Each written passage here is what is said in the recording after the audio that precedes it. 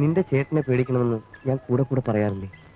നിന്റെ ശരീരത്തിലൊന്നും തൊട്ടതേ ഉള്ളൂ, ആ പാർട്ടിയുടെ എല്ലൊടിച്ചു വിട്ടു. സൂക്ഷിച്ചോ?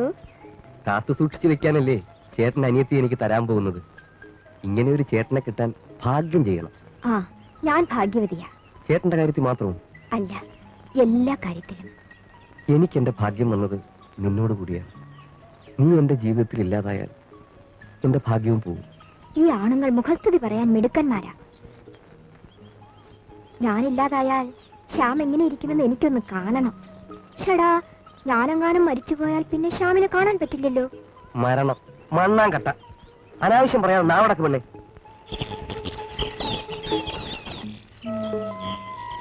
ഒന്ന് പറയൂ ശ്യാം. എന്തോന്ന്? ഞാൻ മരിച്ചുപോയാൽ ശ്യാം എന്ത് ചെയ്യും? ഞാൻ ജീവിച്ചിരിക്കുന്ന ഒരു ശവമായി മാറും. ആത്മഹത്യ ചെയ്യില്ല. നിന്നെ എന്നിൽ നിന്നും പിരിച്ച വിധിയോട് പ്രതികാരം ചെയ്യാൻ ഇഞ്ചിഞ്ചായി ഞാൻ എന്നെ കൊല്ലും. സ്വപ്ന, നീ എന്തിനാ കരയുന്നത്? മരിക്കുന്ന കാര്യം ആലോചിച്ചപ്പോൾ. സ്വപ്ന, നീ ഞാനും തൽക്കാലം ഒന്നും മരിക്കാൻ പോകുന്നില്ല. ഇപ്പൊ നമുക്ക് ജീവിതത്തെ കുറിച്ച് ആലോചിക്കാം, പോരെ? ഏയ് ഏയ്, ഒരു സത്യം പറയട്ടെ. എന്താണ്? നീ ഒരു ശുദ്ധ വണ്ടിയാ. ആയിക്കോട്ടെ. ഇതെന്താണെന്ന് അറിയാമോ? എന്താ? NOC, non objection certificate. ഫോറിനിൽ പോകാനല്ല, പിന്നെ നമ്മുടെ രണ്ടുപേരുടേതുമായ ലോകത്തേക്ക് പോകാൻ. അച്ഛനും അമ്മയ്ക്കും സമ്മതമാണ്. അവർ ഉടനടി വരുന്നു. എന്തിനാണെന്ന് അറിയാമോ? എന്തിനാ? നിന്നെ കാണാൻ.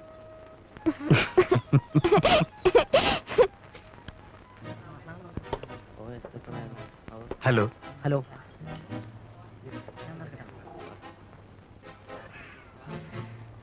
ഗൗരവത്തിൽ ആശാന്റെ ഇരിപ്പ്. ആ, ഗൗരവത്തിന് അന്തസ്സിന് എന്താടാ കുറവ്?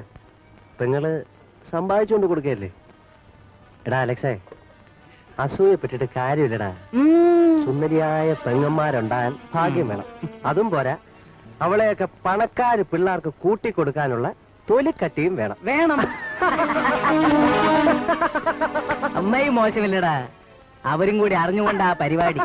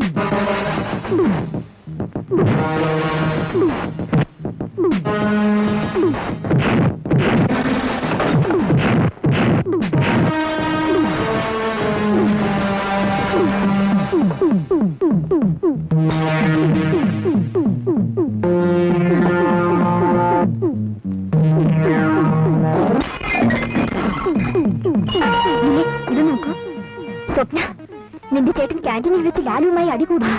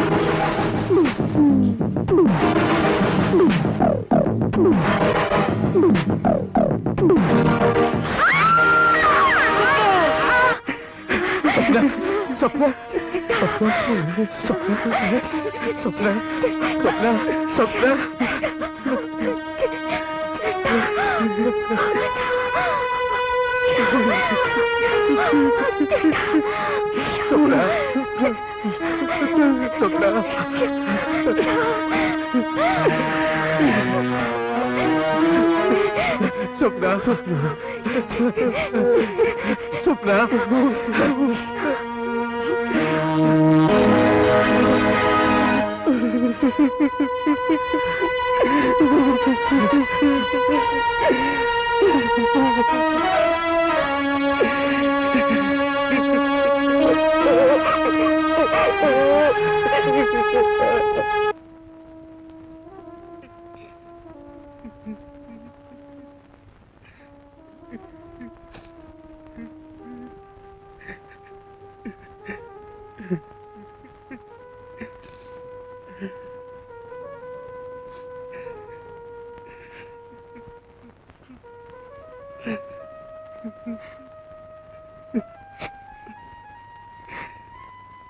എന്റെ കൺമുമ്പിൽ വെച്ച് അവൾ പിടഞ്ഞു മരിക്കുന്നത് ഞാൻ കാണേണ്ടി വന്നല്ലോ.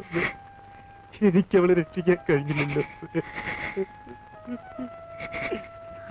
അവളെ നമുക്ക് വിധിച്ചിട്ടില്ല. ദൈവം വിളിച്ചപ്പോ അവള് പോയി.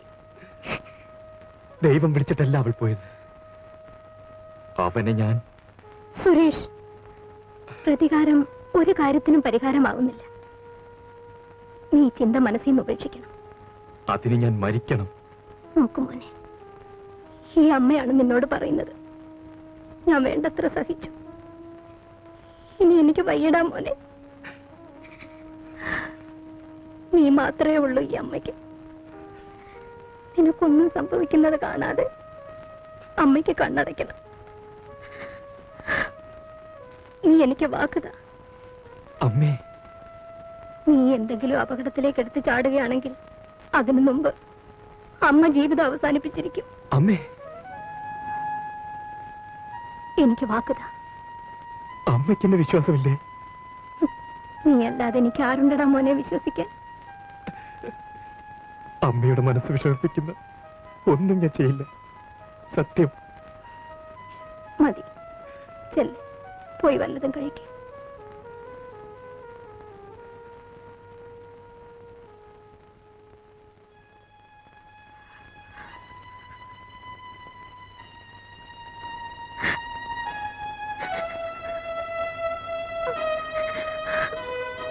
മോളെ,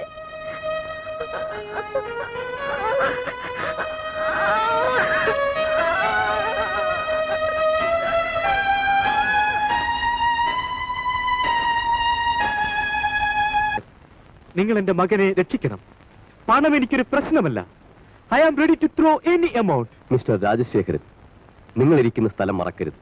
this is the office of Krishnamachari Bharat law. Don't be excited. Sir, എനിക്ക് ഭയമാകുന്നു. Really I am afraid. Mister Rajasekharan, you are insulting my career. No no no. എന്നെ കേസ് ഏൽപ്പിച്ചില്ലേ? Now you can forget it.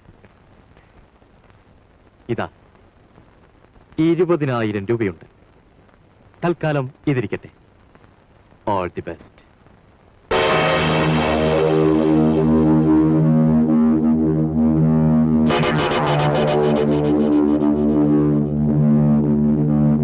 വക്കീലിന്റെ മിടുക്കുകൊണ്ട് ഏതായാലും ഈ പ്രാവശ്യം രക്ഷപ്പെട്ടു. മേലാൽ ഇത് ആവർത്തിക്കരുത്. പറഞ്ഞു മനസ്സിലായല്ലോ? വക്കീൽ. ഹലോ വക്കീൽ സാർ, നിങ്ങൾ എന്റെ മകന്റെ ജീവൻ കൊലമരത്തിൽ നിന്ന് രക്ഷിച്ചു. You saved my face. Thank you very much. Thank you so much. Not at all mister Rajasekharan. ഞാൻ എന്റെ കടമ ചെയ്തു.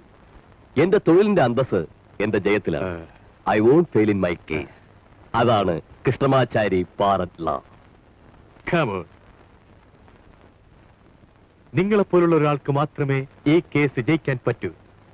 Hello, I am sure about it.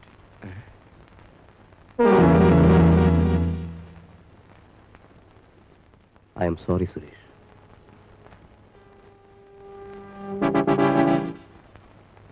Mister Suresh,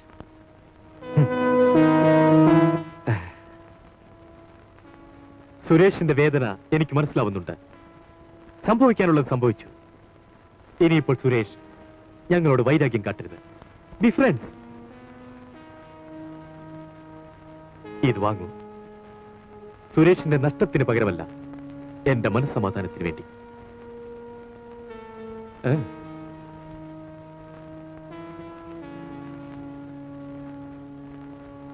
എനിക്ക് മനസ്സമാധാനം വിലയ്ക്ക് വാങ്ങണമെന്നില്ല.